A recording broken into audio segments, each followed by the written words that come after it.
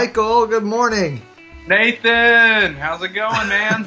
Apparently better than it's going for you. What just happened? I'm sitting here. You know, you tell me that it's countdown and it's about to fire up, and a tiny grasshopper fell from the sky. Keep in mind, I'm in my house. Fell from the sky, landed on my hand. So I don't know. Maybe it's like a plague type thing. No, you are well loved by nature. That's what it is. There you go. I'm a friend to Well, everybody, this is Kickstart Mission Discovery's morning devotion.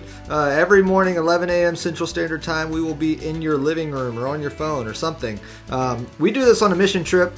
We gather together, we hear a word from somebody, we pray, then we head out and serve. We can't do that right now, so here we are in our own houses doing whatever we can do to love and serve each other. And so hopefully this is loving and serving you well. So, Michael, guess what? What? We have a very awesome speaker today. Okay. Stu Chapman. Stu, he does a lot with Young Life. He does a lot with he's been to Guatemala twice now with me, and he's just amazing. So I don't want to have everybody wait forever, although I do want to hear more about your grasshopper stories. But let's just click over to Stu Chapman real quick, and he's got a great word for us. Howdy, everyone. Hey, my name is Stu Chapman, and I'm coming to you from deep in the heart of Texas. In my temporary office, my 11-year-old's room. These are definitely weird times. But I've had the privilege of going on 2 different trips with Mission Discovery to Guatemala, where I was able to witness the amazing hospitality of the Guatemalan people and see what God is doing through Mission Discovery and some of their key partners. And this morning, I just wanted to offer some words of encouragement. I think that our words are incredibly important, especially during times like we're in now. And before we jump into all this, I need you to know that I have 4 kids, and I feel like I'm raising 4 barbarians. They're all wild, and they say some really crazy words. In fact, they make up their own words. I have an entire folder on my phone dedicated to weird things that they've said. For example, we were in the house one day, and one of my kids says something about a ding-dong maker. What is a ding-dong maker? It took me a while to realize he was talking about the doorbell. This same kid was talking about, it was after we ate, and he was talking about his snack robe. His snack robe? What's a snack robe? Took me a while to realize that he was talking about his baby bib. We had a kid who said, hey, I really want to go eat at Whataburger. Whataburger. We're in Texas. It's a big deal. Another kid said we were on this hike, and he points down on the ground at this trail. He says, Dad, look, Skittles. Skittles?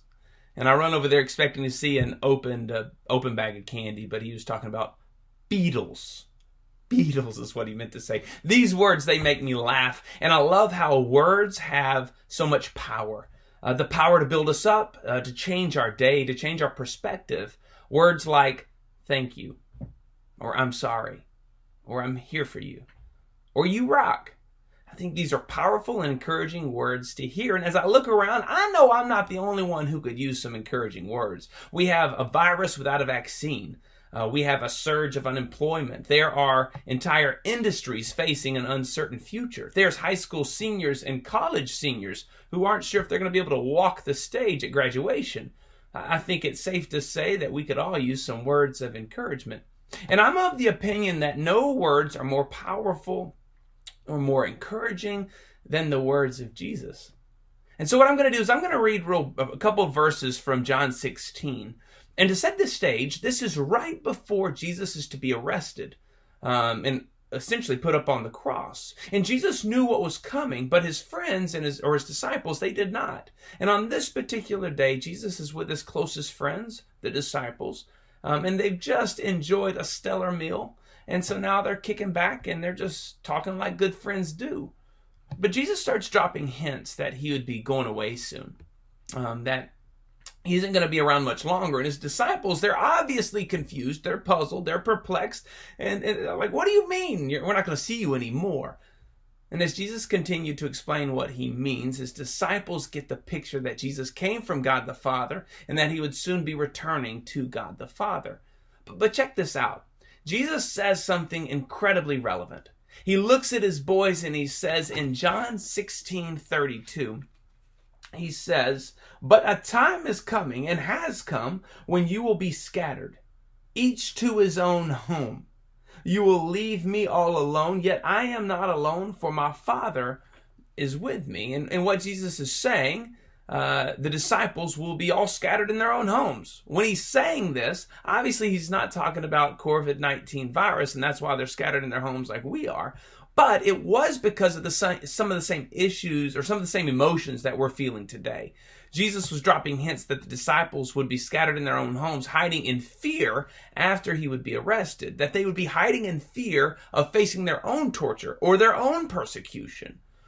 And knowing what they would be facing, Jesus looks them square in the eyes and he says something beautiful. He says something comforting. He says something encouraging. And he looks at them and he says in John 16:33, he says, "I have told you these things so that in me you may find or may have peace. In this world you will have trouble, but take heart. I have overcome the world." He's saying, yeah, it's going to be difficult. But even though it'll be difficult, peace may be found in me. And I think that's fantastic. Knowing that they will face scary days, he's saying, hey, in me, you may have peace. Now, I don't know your story. I don't know the road that you're currently walking. Maybe you just lost your job. Maybe you've had a decline in revenue. Maybe you have family or friends that are sick. Maybe you have family on lockdown in a nursing home and you're no longer able to visit. Maybe you are homeschooling your kids like we are, and you are finding that you're not made to homeschool your kids, and it's incredibly frustrating. Regardless of your situation, I want you guys and gals to hear me say that in Jesus, you may find peace. Peace is not the absence of our problems or our issues or a virus without a vaccine. Rather, peace is found in God's presence. Jesus' shoulders and his back are strong enough to carry the burdens we face today and tomorrow. So I want to challenge y'all this morning to think of this question. What are you doing today to be in the presence of God? I have to assume you have extra time at home. So what are you reading? What are you singing? What are you listening to? What are you meditating on that's putting you in the presence of God? Jesus said, I have told you these things so that in me, you may have peace. In this world you'll have trouble, but take heart. I have overcome the world. What are you doing today to be in the presence of God? What an awesome message, man. I really like that one. Yeah. What are we doing today to be in the presence of God? And it's so true. All we've got is time right now, but if you're like me, I'm trying to fill the time with something, and a lot of times that ends up being hanging out with the dog and watching Netflix, and by dog I mean actual dog, also hanging out with my wife. So it's just it's just very, very cool. What are we doing today to be in God's presence? Yeah, everybody's schedule is disrupted, or most people's schedules are disrupted, and I'm sure people are using that in all different ways. But I've been thinking, are there things that I can do right now to change my schedule so that when this time comes to an end and we're back kind of to quote unquote normal, that I might have some new habits that are beneficial to me, spending more time in Word, spending more time praying. Those are tangible things that we can do, and I love that kind of what are some practical things that we can be doing. So yeah. Stu's message is great. Yeah, it is.